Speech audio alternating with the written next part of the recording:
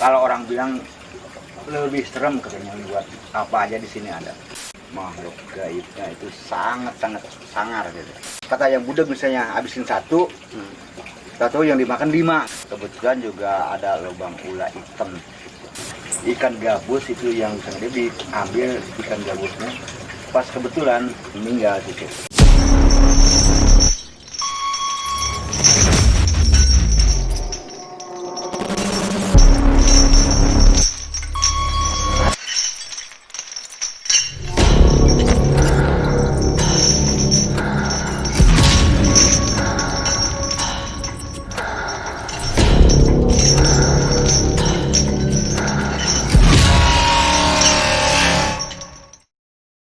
Hai guys, ketemu lagi di channel Om Pimpa.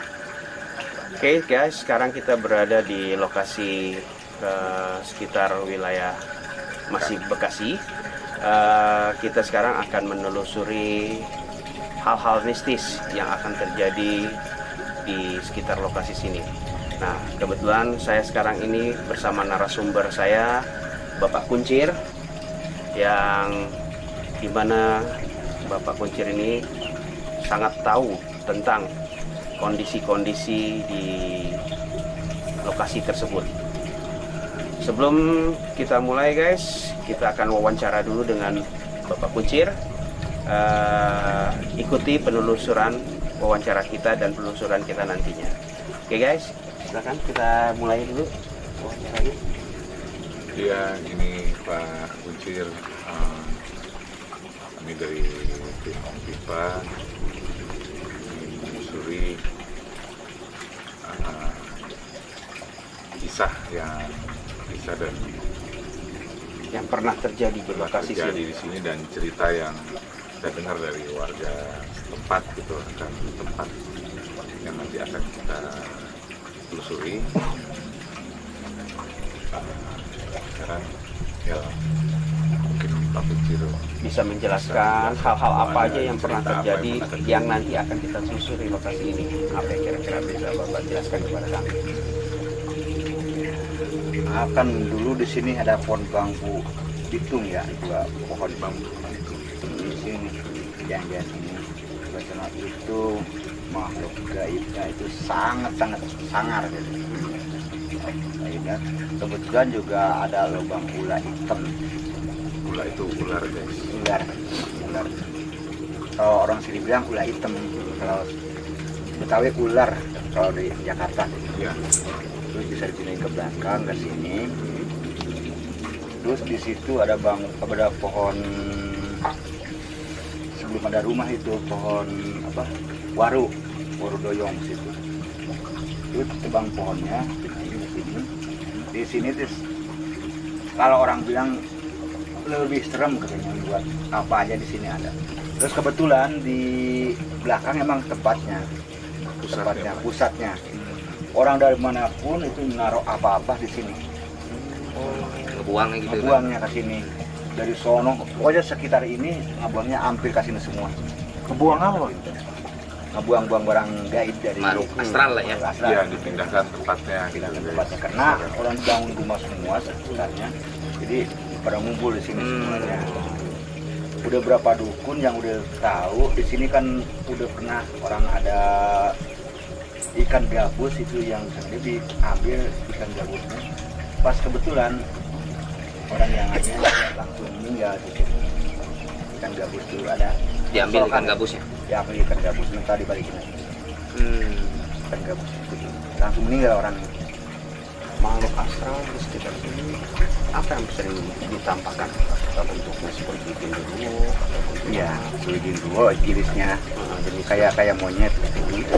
Terus nomor 1, nomor 2 ada si budak dan si buta. Genderuwonya? Iya, bukan genderuwo tapi kalau yang itu Apa tuh? budak sama si buta yang sangat mengganggu orang. Betul. Jenis Bentuknya kayak jenis monyet gitu, sekitar 2 meteran lah tinggi badannya gitu. Sekitar itu. bukan genderuwo ya? Bukan itu. Si buta sama si budak namanya. Itu kenapa dipanggil gitu Pak? Si buta sama si budak? Itu bisa orang tua dulu, orang tua saya di sini ngomong seperti itu ngomongnya. Si si Buddha Gemas itu. Kalau kena sama si Buddha Gemas itu susah dibilanginnya, susah diitunya, susah dibikin. Kalau kata orang bilang susah disembuhinnya.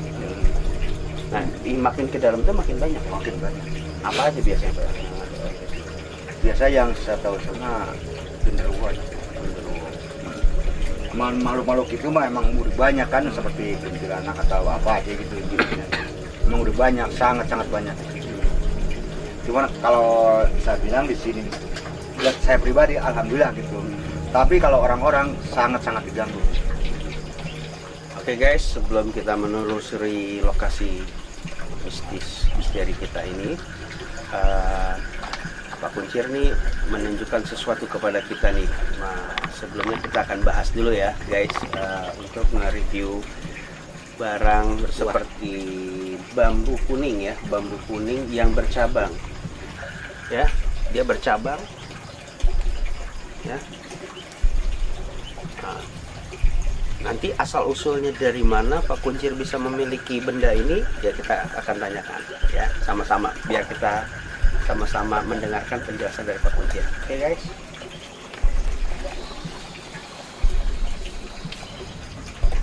Oke Pak Kuncir, tolong dijelaskan Bapak ini awal mulanya gimana bisa memiliki benda ini, bambu kuning yang bercabang.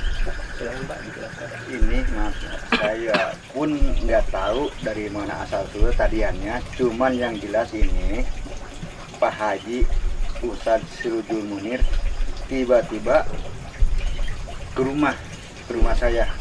Dia sebelum meninggal sekitar tahun 2002 kalau nggak salah. 2002 dia sebelum meninggal. Pak Kuncir dari Bogor katanya, kata dia, iya emang kenapa Pak Haji? Saya ada titipan ini, tolong dikawat, kata dia. Gawat bagaimana maksudnya?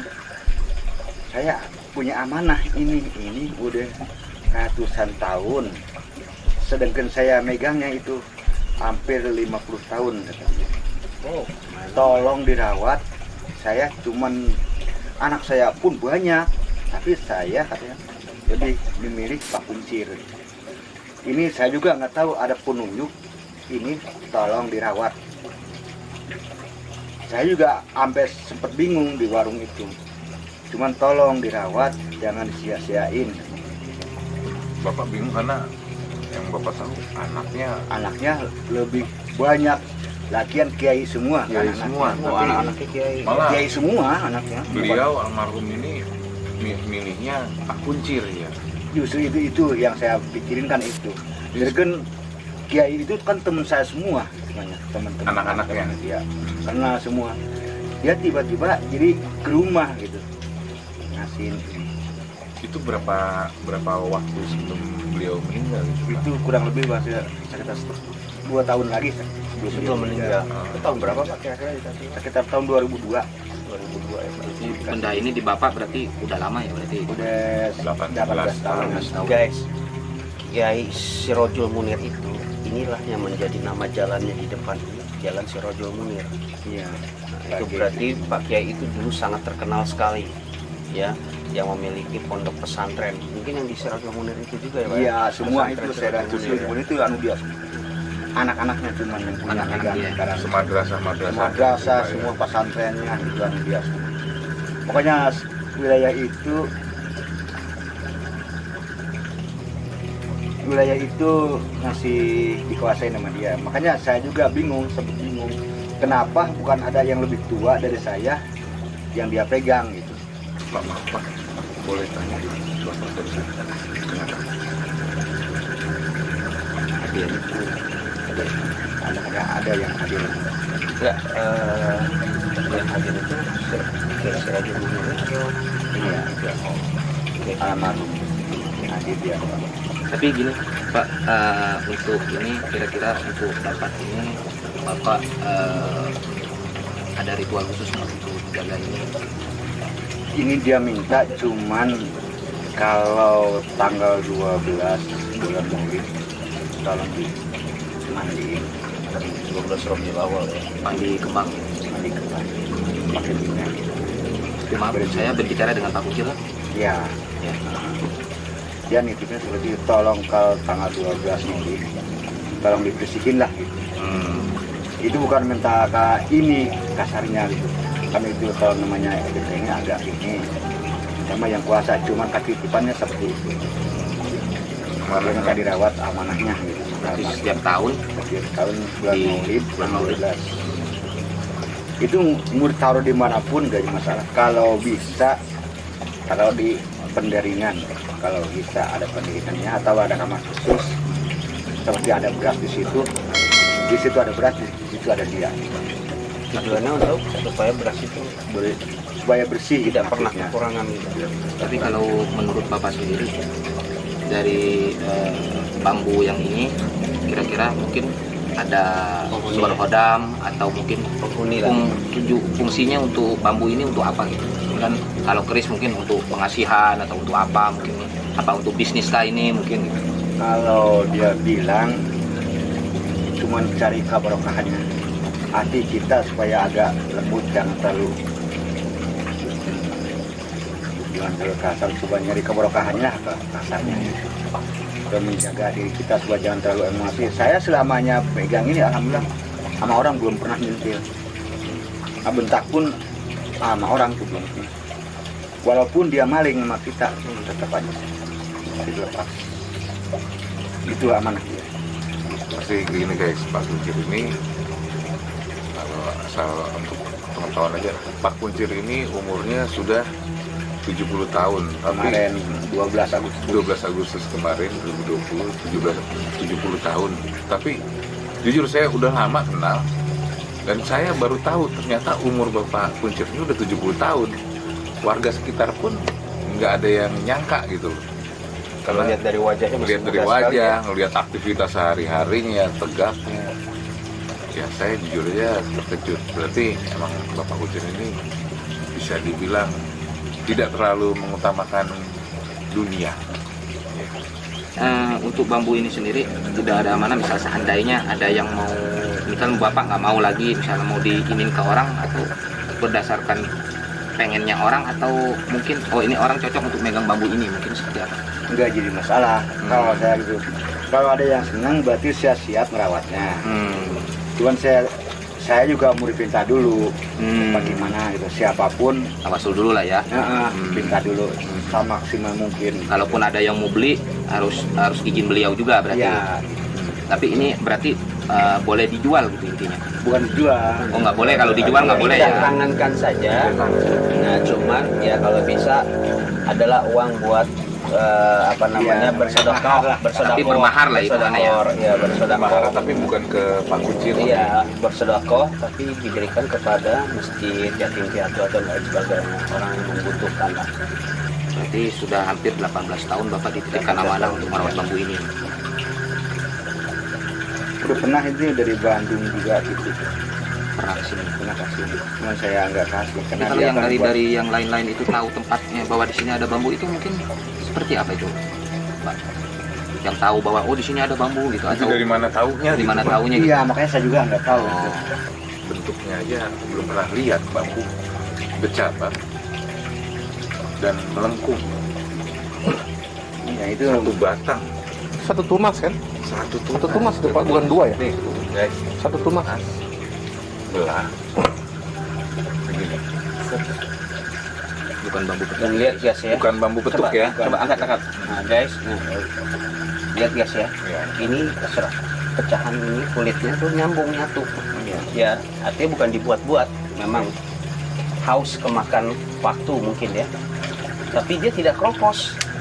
Tidak kropos. tidak. Masih Ya, kokoh. kaya pun nggak mau. Rayap juga enggak, tapi dia memang lurus. Kalau kita buat-buat dia nggak akan lurus bentuknya. Berarti yang jelas ini bikinan alam ya, Pak. Maksudnya putus tuh nyambung ya. Dia nyambung terus. Oke guys, Oke guys, sampai di situ aja ya penjelasan untuk tentang bambu kuning yang bercabang dua dari Pak Kuncir.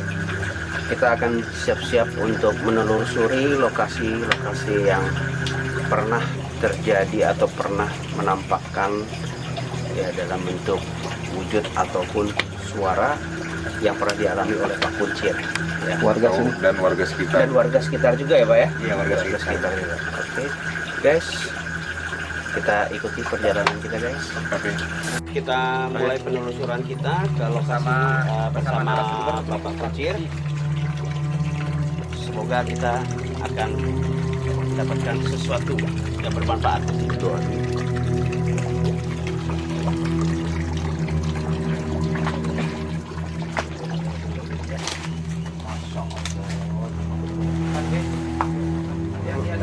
Ada ini yang nangkep. Coy, ada yang nangkep kita dulu. Oh, mau apa?